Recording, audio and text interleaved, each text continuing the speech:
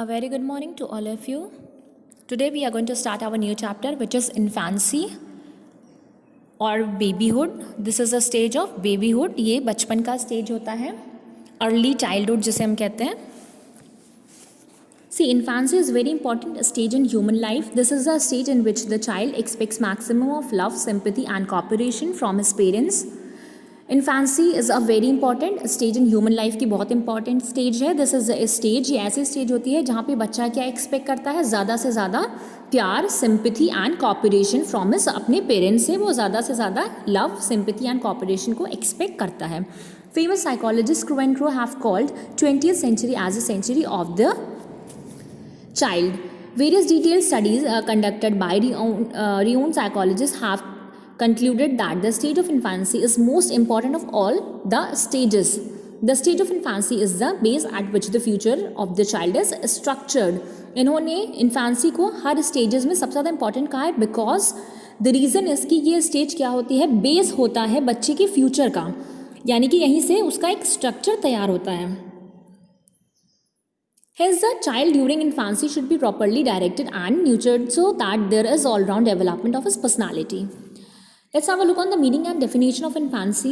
Psychologists have different views about the meaning and age of infancy. Crow and Crow ने क्या definition दिया है? He said infancy on the average from birth to 5 or 6 years of age, during which the sensory channel begin to develop.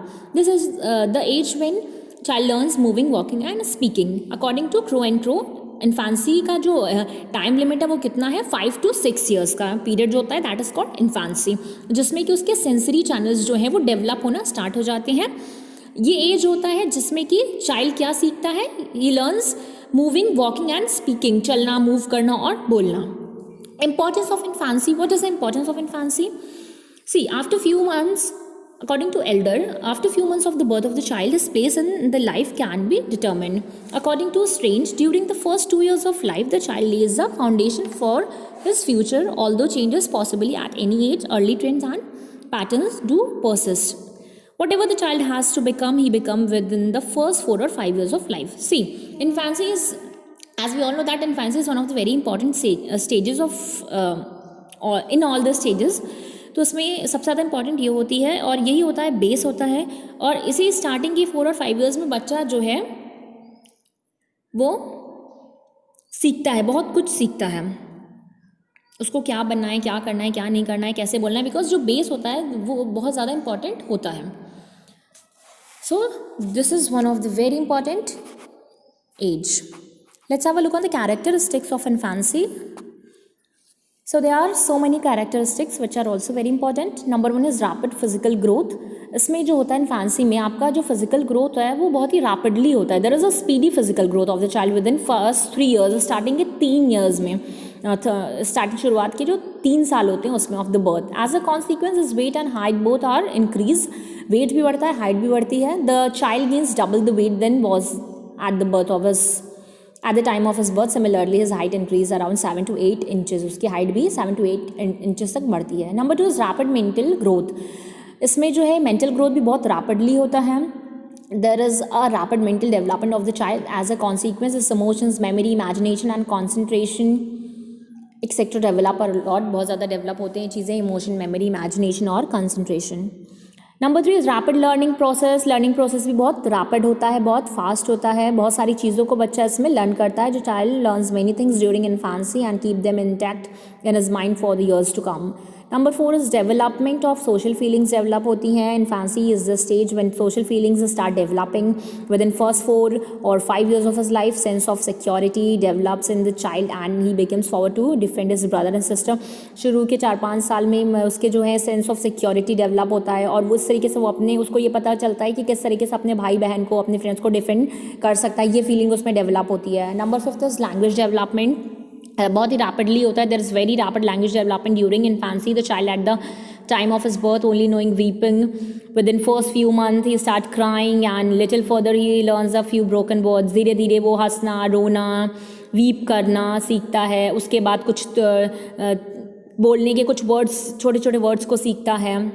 ऐसे कर करके धीरे धीरे वो उसके अंदर लैंग्वेज डेवलपमेंट होता है और फिर वो जो स्पीड होती है वो काफ़ी तेज़ होती जाती है.